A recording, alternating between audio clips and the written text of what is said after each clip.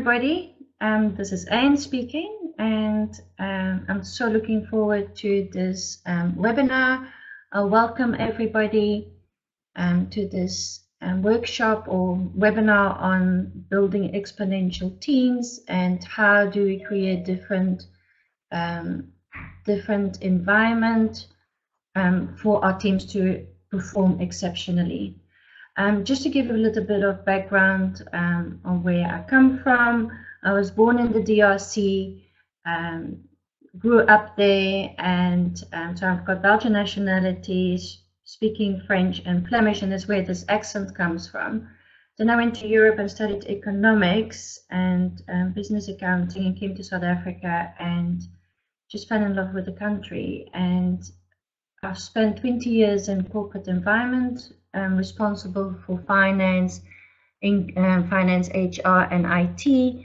And I was always passionate about how do we create the best performance of teams. And it started from me being from an accounting background and needing to understand how do I get the correct figures and how do I support the rest of the organization, really giving meaningful information, not from an accounting perspective, but from a business perspective. So I've worked in a construction environment, retail, wholesale, engineering, logistics. So I've worked in various environments, and I understood that the only way we could manage was through cross-functional teams. So I've been swimming a bit upstream since the 80s. But I believe this is the only way we can successfully lead organization. I left the corporate environment in 2003 and started my own journey, consulting organizations on employee engagement and cultures and how do we get the best out of people. So I always battle to get into companies because the focus for companies is always being on external customers. So we spend a lot of money in organization, customer satisfaction, customer service, so really understanding, how happy our customers are. But the external customer is only a reflection of what's happening inside. So it's really important for me, as opposed to always focusing on what's happening on the outside, is really what's happening on the inside. So for me, a customer focus is as much an internal customer focus as an external customer. So each department is a customer of each other. Each team member is a customer of each team member. So we continuously have this interaction with each person where we can add value, which is what really is a customer transaction all about. So that's the way I would encourage you and invite you to have this conversation with me this morning, and so focusing on each member of an organization being a customer to each other. So why is it nowadays to look at this? We're sitting in an environment where more than ever before there is rapid change. So in the past, we were able to do strategies for the next 10 years. Now it's absolutely impossible to do a strategy for the next 18 months. It becomes difficult already. There's also no playbook on so many number of things because we are not wired to cope with change. We have to adapt and learn skills that we've never been taught before. The knowledge that we need in 6 months is knowledge that doesn't exist now. So it's a whole new level of skills that are required in organizations. It's also the first time that we're working in environments where we work with 5 different generations, belief systems, conditioning, values, and different importance, placing importance at different levels. So it's more than ever do we need to understand what's happening on the inside and supporting teams and really instilling them with they need to be able to cope with continuous learning, emotional intelligence, coping with change, and coping with not being certain. There is no certainty in our lives. So if we look at traditional companies, so my parents and myself, we worked in traditional organizations. So the focus was internal, with very little consideration for what's happening on the outside world. And there was no flexibility. Everything was very rigid. Everything was very hierarchical. So it always was very structured and formal. But due to I think social awareness is one of them, and technology, we had an increase of external focus. So meaning that what we're doing in our organization has got an impact on the employees first place, secondly in the community that we work, and thirdly at global level. So there's been an increase from inside looking and just conforming to what we need to do, to understanding the impact we have in organizations and communities and at global level.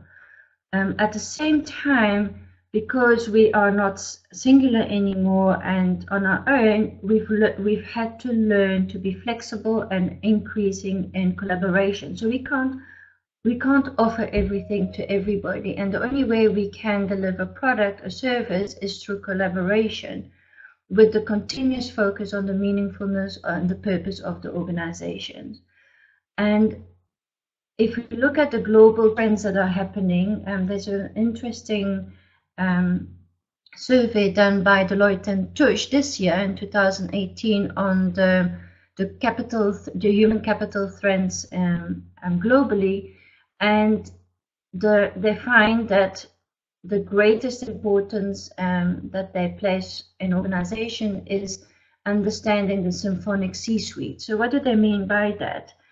It's, if you consider an organization like an orchestra, you've got, for example, the accounts department being the guitar players, and the violins are the logistics people. So the orchestra only happens if there's a collaboration between all instruments, and within the guitars and the violins and all the rest of them, is that within their own instruments they are able to collaborate. So nobody is shining as an individual, but together you create the symphonic orchestra, the sound and the beauty of the sound. So that is what is needed in organization. And for that, we need to be able to lead teams leading teams. So we need to be able to have cross-functional vision. We need to be able to have connectivity with the employees, with the whole ecosystem. We need to be able to collaborate within the silos, within the different functions, within cross different companies. And we need to be able to create flexibility. And the latest buzzword is now competition. So it's a collaborative competition. So within a team, there is the desire for each individual to be bringing the best out of them, but for the benefit of the group as opposed to the individual. We've also got to understand in organization that the power of individuals is much bigger than what we think. And that's why employee engagement is so difficult to manage, because each person within that team has got the power to totally change the dynamics of an environment.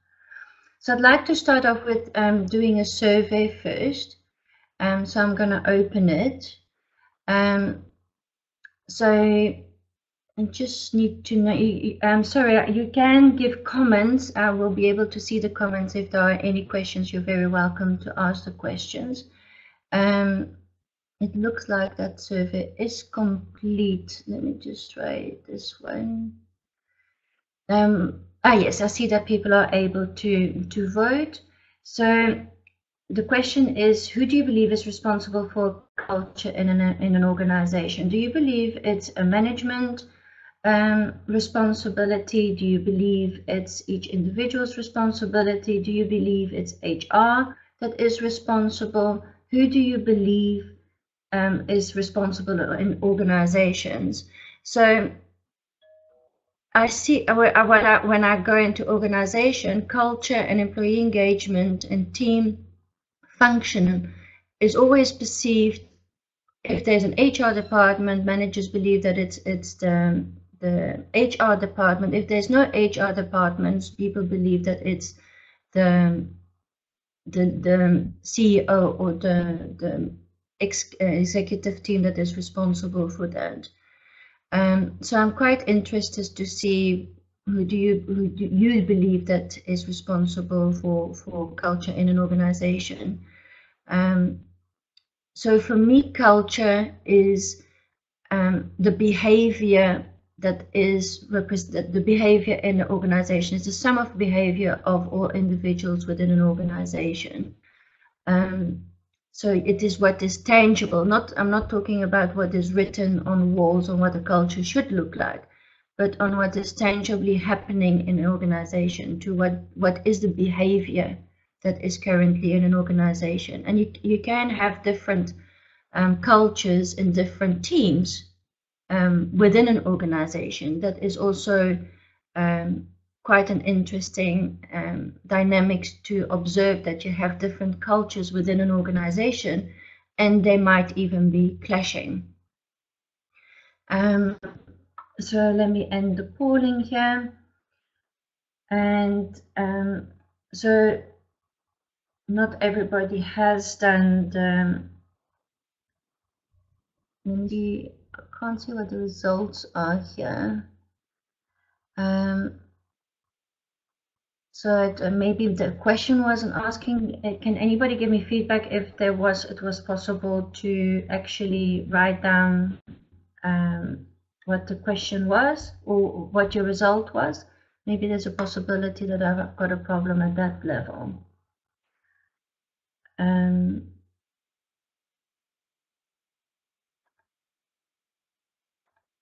Yeah, not sure what happens. Okay, let me carry on with the presentation.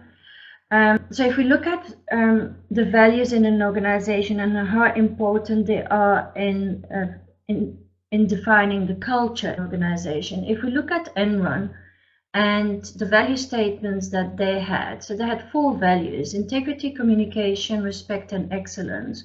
So we all know that Enron didn't have any of these values. And there are other companies. If we look locally, we've got KPMG, and we all know what the latest information is regarding KPMG, and there's very little of their values actually entrenched. That is not the behavior of the company. So that's something written on the board and in beautiful websites and all the rest of it, but that's not behavior happening in an organization. However, it defines everything that is functional, dysfunctional in an organization. So I keep on looking at the behavior. So for me, it's top-down driven. Culture is defined by the way leaders behave. It's defined by the way what the leaders say, what they're silent about, what they reward. If they're rewarding freedom and responsibility, but they're measuring another value, then it's contradictory. So in most organizations, you start off with focus. So they all have a vision, they all have strategic objectives. So instead of goals, SMART goals, now take WISE goals. So it's very wide and inspiring and sustainable and environmentally friendly goals. We've got the performance targets and we're doing the quarterly reviews. But what we're not looking is what holds this all together, and that's the leadership. Is creating an organization of teams, leading teams. It's being able to drive performance through the values that we've identified, the behaviors, and then having a winning performance culture aligned to what really is important. So we keep on focusing on financial key performance criteria, but if values are so important and the behaviors that we need to be a winning company are so important, then we need to start rewarding and aligning performance to the behaviors that we would like to get out of companies. Patrick Lencioni has got a beautiful model of 5 dysfunctions of a team. I encourage you to read this book. He's got a beautiful survey out on analyzing to what degree is there absence of trust in organization. To what degree are the members fearful of conflict? So we're not able to have difficult conversations. We're not able to confront conflict in an engaging, constructive way. Trust and being able to have real conversations are the basis for anything else for functional teams. If you don't have those two, there's very little possibility of getting commitment, because you're not going to get the buy-in, because nobody talks about what is not working for them. There's also an avoidance of accountability. If we're not committed, then we're definitely not going to be accountable to getting to the end results, and as a result of that, we're not focusing on measuring what it is that we really need to measure. So Netflix is a beautiful company to analyze regarding cultures. They've only got 2 values, freedom and responsibility. That's the only 2 values that they have. And if we look at companies, most companies, as they grow, because they need in control, they curtail the freedom of the individuals. The problem is that with growth, there's an increased complexity, but there's also a bigger desire for impact, and that is what creates the growth in the first place. So you've got these 2, so you want to keep on growing, but with that comes complexity, and to be able to deal with the complexity, most organizations then put in rules and procedures and processes. Well, what happens is that the high-performing employees that were thriving and the freedom and having responsibility and the flexibility to do what they needed to do, they start leaving the organization. And as the high-performance employees leave organization, the gap between the 2, between complexity and the performance of employee, increases with the results of chaos. So as we want to stop the chaos, we're putting systems and procedures even more into place, and it drives even more high performance employees out of the organization. So it's exactly the opposite results of what we want. So the key is to increase talent density faster than complexity grows. So that's easier said than done, because for that you need to have the right people in the right positions, and being able to trust, and being able to not control every single process from a leader point of view. So when we're talking about freedom and responsibility, we don't, so it's freedom absolute? No. You know, there's legal and moral, ethical boundaries that we need to adhere to, and as leaders we need to be responsible to ensure there's a contingency plan to recover from existing disasters. That's our responsibility, contingency plan. So what motivates teams? Each individual in an organization is desperate to contribute to success. It's innate in us. There needs to be a purpose for us to get up in the morning. We're thriving on challenge, as long as challenge is equal to support, and being allowed to fail, because you cannot always be successful. And for an employee to really be engaged and committed, the person needs to be aligned to the business values, it needs to be aligned to the business purpose. And the most difficult part of it, and what is lacking in most organizations, is that continuous communication and continuous feedback. and the continuous involvement of all at all levels, because we believe as leaders that we have the responsibility to have all the answers, but that's not real. We cannot, as we're not doing the jobs that other people are doing.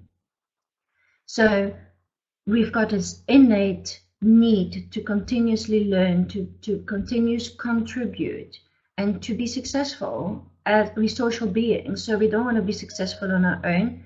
We want to be successful as a team and contribute to society as a whole together. So when I go into an organization where there's conflict or where there is a turn down in an organization, what leaders do is they hold the information back.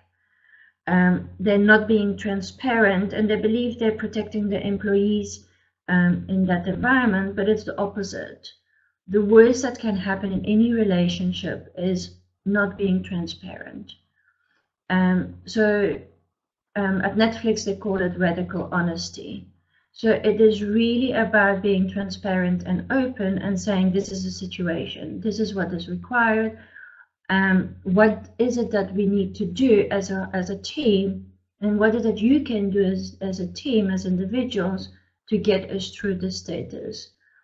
It requires continuous feedback.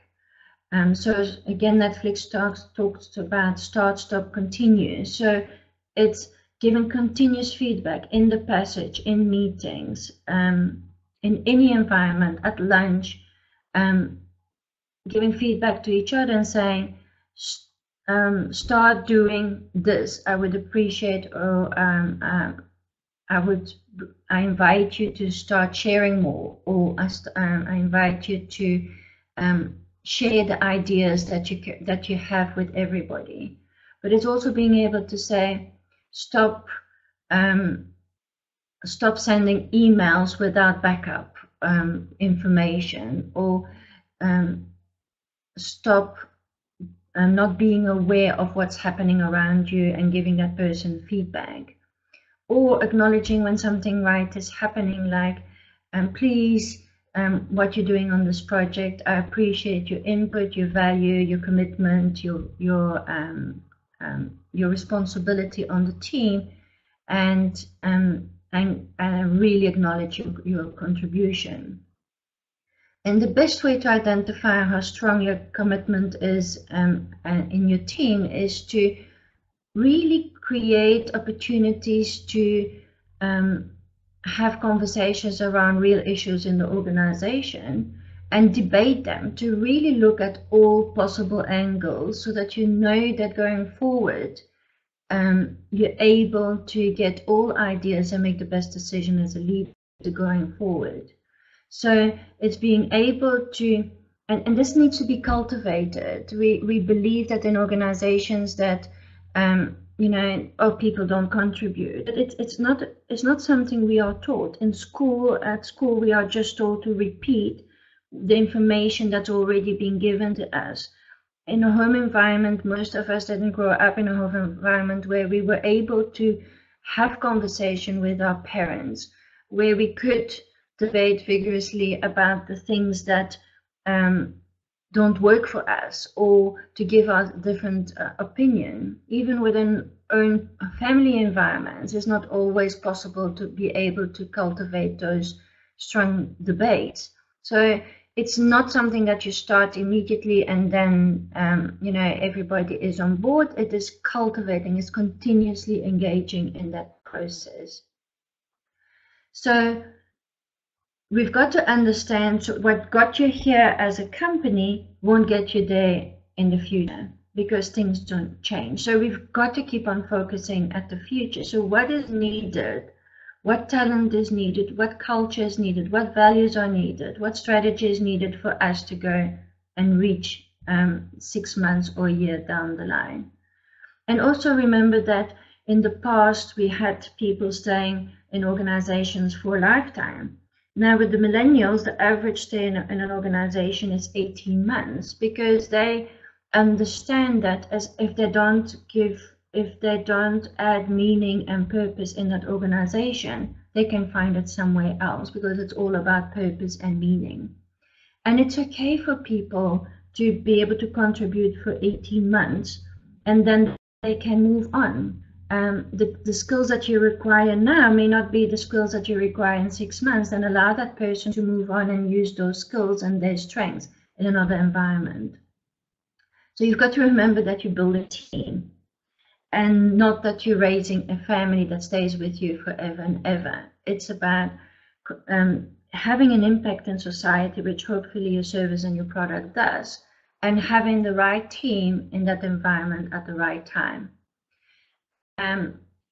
So remembering that the people that come on board, people don't come for the perks, they want to contribute, they want to learn. And if that's not happening, and there's no incentive from the inside for them to contribute, they're not going to be engaged.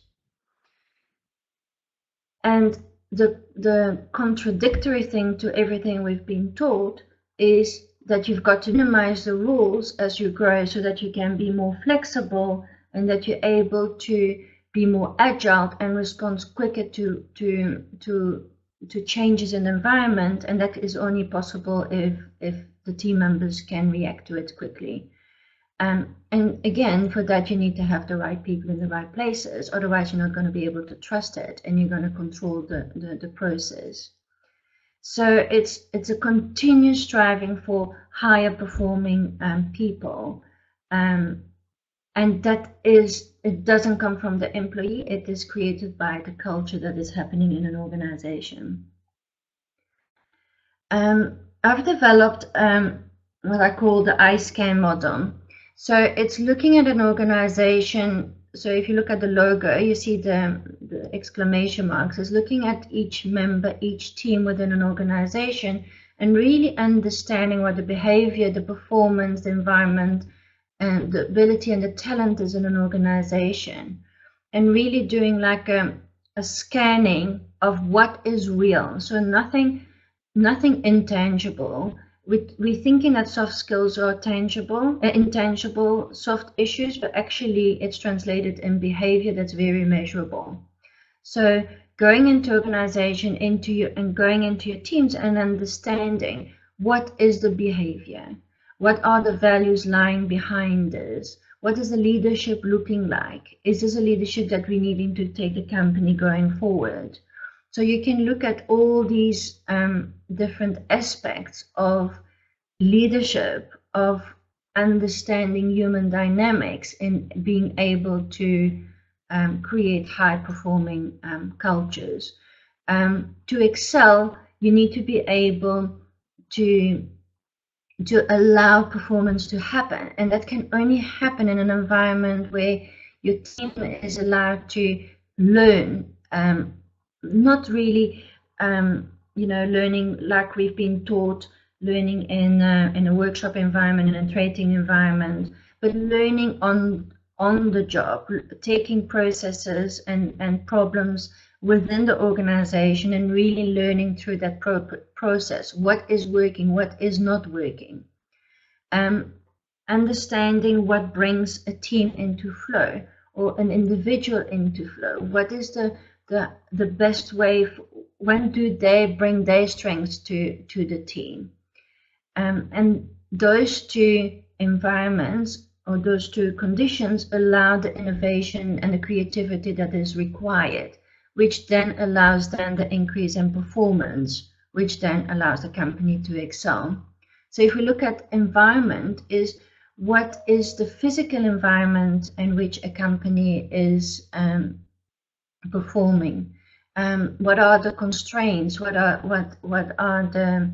the restraints? What is able to allow the individual to be the best they can be in the physical environment? Is understanding to what degree the individuals and the team members and organization is resilient. As we're going through greater and greater changes, there are the stress increases because the change is so much more rapid. So the resilience is something that we are taught. So how do we support individuals to be more resilient, and how resilient is the organization in itself?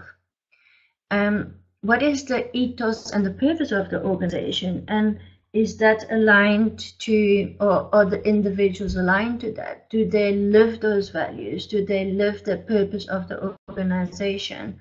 Do they believe and live the ethos of the organization? And again, you know, this is tangible and measurable throughout the whole organization. And then the one that we focus most in organization is the skills and the knowledge and the talent. But for me, that is where the school environment comes, and that's where the focus has been in organizations. So we're looking at experience, we're looking at skills and at knowledge. But that is only the very basis. That's not going to be enough, because the knowledge that we're going to need in 6 months, a year, 2 years doesn't even exist. So we need to be able to create different environments, allowing the skills and knowledge to continuously grow, and not looking at the talent that we currently have, but what is the talent that we're going to need in the future, and how do we do that gap from current to future, and what else is needed to be able to perform. One of the tools that I use to understand strengths is contribution compass, and they, if you look at cycles, whether it's life cycles of organization, life cycles of projects, like life cycles in nature, we all start with spring. We all start with a product, an idea, a what. We see a potential, an opportunity in something. So that's what they call the activating energy. So it's about creating and igniting, accelerating change. That's the start of point, is what is the purpose of the organization, and what is the idea, what is the product. The next cycle is the spring, and it's all, it's summer, and it's all about bringing the best out of people. So it's about growth, it's about nurturing people, it's getting the teams on board. So it's all about getting the right who's, the right people on board. It's about contribution and connection. The next cycle is the autumn. We're starting harvest. So that cycle is about implementing and harvesting the ideas that the people had to start off with. And then the last cycle is winter, where we're looking at data and we analyze to see what is wrong and what doesn't work, and we refine the product, service, idea through systems and processes. So you need all 4 of these energies in all teams, in organizations, and you need that balance to be able to perform. If we're just focusing on products and ideas and we're not ensuring that we're implementing those, or we're just focusing on people not understanding that we need systems and processes, or vice versa, this is going to be really challenging for teams. So when I go into teams, that's often a strong imbalance. We often employ people that are similar to us. So they are either very creative, so activating energy, or they're all data focused and focused on analysis and systems and processes. And the conflict often happens in organization is when there is one team leader focusing on systems and processes, and within somebody within the team understanding that it's actually all about people, and you have this difference in conversation, but in the meantime you need both.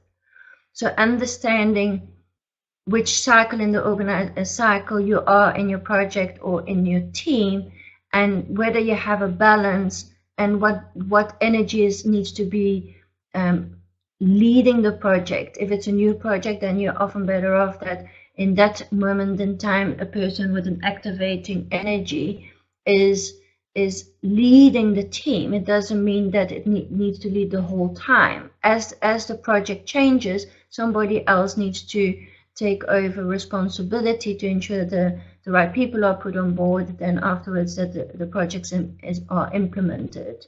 So you get these continuous cycles of improvement, continuous cycles in your organization, in your project, and within your team. You've got the different forms of teams and the different levels and processes of teams.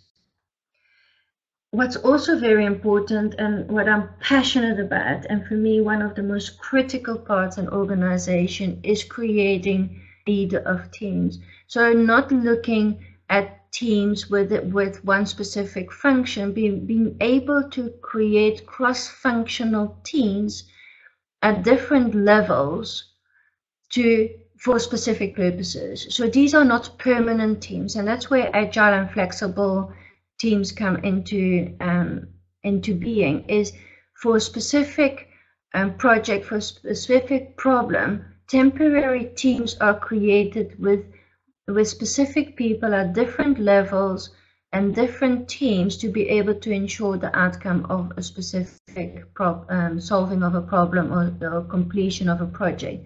And once that is complete, the team dissolves and another team is created.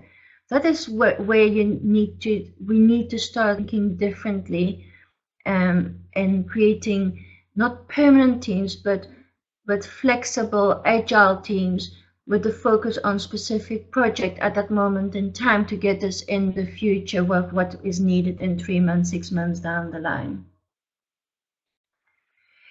So if I summarize this whole conversation, is in the past we focused on creating a clear vision and purpose. The leaders of organization defined the why, they created a long-term vision, and they embedded it over and over again at yearly, quarterly level or biannually. And so in the past it was focusing on a clear understanding of the why and a vision and having a communication strategy. And the KPIs then were about, attrition rates and company performance, and it's always going to be financial performance indicators. So that happens at company level. Then the next important step, where many companies are not going or teams are not going into, is defining what you value and why you value it, and your why at team level, at individual level. So it's defining your values, so that the behaviors that will lead you to your why. So what are the values that are going to drive to ensure that we deliver our why? It needs to be not at exco level, but it needs to be rolled out at company level. If individuals and organizations cannot align themselves and see how their contribution is aligned to the why of the company and how their value system is not aligned to the values of an organization, you're going to have disengagement. So you need to add values to your performance reviews, and that culture is actually your internal brand. So here it's about performance of employees at value level that you start scoring. And the next level is driving the organizational design to align the company to the strategy of the organization. So it's a deeper understanding of understanding the roles and expectations of individuals, teams, and organization at individual, team, and company level. So it's really continuously going through all the sections of the organization and all the expectations at the different levels. And then creating a structure to support the strategy and prioritizing. So that is where you're going to need different teams leading different objectives at different times. And it's a continuous reviewing it, because nothing can stay static. Everything has to be moving and flexible to go to the next levels. So here it's really looking not at company levels, but really at the department engagement. So looking at the values and the results driven, or what is expected to come out at different team levels. And the last, and what is mostly not happening in organization, is hiring right. So reviewing your recruitment process, not hiring based on purely on skills and skills and experience, but understanding what is the behavior, what is driving the behavior of a single individual, how will it fit in the culture of an organization, and then also looking at this, what is the potential of that person, what are the strengths, what is the potential of this individual that we can build onto the skills, and how does it fit to the role that we trying to fill in organization. And the most difficult part about employee engagement is the continuous feedback, is the continuous performance, aligning the performance expectations. So it's continuous giving feedback on low performance, not waiting for the yearly review. Performance expectations should be reviewed and fed back to the employee on a weekly basis. It can be done in a very 2-second system or process, but is that continuous feedback? Because individuals need to understand where they're at. It's creating a different kind of leadership where it's about freedom and responsibility, and understanding what is the behavior in organization, and understanding if that's aligned to the culture in an organization. So it's creating a totally different environment in organization. The expectation is that you can do this overnight. It's absolutely impossible. This is a process for the leaders and a process for the individual team members. So it's creating a coaching environment as opposed to a telling environment, a teaching environment. It's allowing mistakes and failures and celebrating success, and having clarity on what are the steps going forward, and measuring that continuously, and continuously correcting the course when you're not being aligned to the expected outcomes. So yeah, so this is what I feel passionate about organization. If you want to build a ship, don't drum up the people to gather wood, but rather divide the work and give orders. Instead, teach them to yearn for the vast and endless sea. Yeah, Antoine, I think, was from The Little Prince. I think it's very inspiring for organization, and really believes that the best of individuals, as opposed to expecting the worst of each individual. I would love to get some questions. I'm not sure now if there's a problem on my side, because I haven't had any comments on or questions at this stage. I would love to hear your questions. I see one question coming up is what is the first step to understand the culture in organization? So the first step is an assessment, is understanding what is happening, what is visually happening, what is measurable, and what is the outcome that is required. And you can start off with a team. Preferably, you always start with the executive team, because if you don't get the buy-in of executive leadership, it's very difficult to transform the culture or engagement at team level. You can start with that, as other teams may then come on board and support you, but it's really, you lead from the top. You need to lead by example. Otherwise, there is this contradiction within an environment, and that leads to disengagement immediately. So assessing the environment through real conversations, and that may take time, because for you to identify what the issues are, you need to be able to create an environment of trust where people are able to share what is not working for them. Another question is, what is the length, how long does it normally take to see a difference when implementing this process? For me to see results in organization, it takes about 3 months before you can have any visible impact. There's a lot more awareness and a greater consciousness created around what is not working.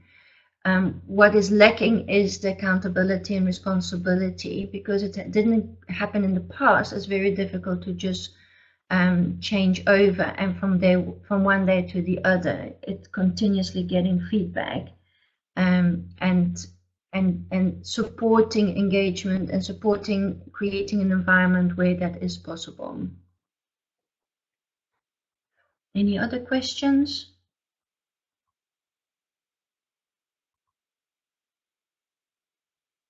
Okay, so I don't see any other questions coming up. You're welcome to contact me on my email address and at teamdynamics.co.za. My website is www.teamdynamics.co.za, and I look forward to connecting with you in the near future. Thank you very much.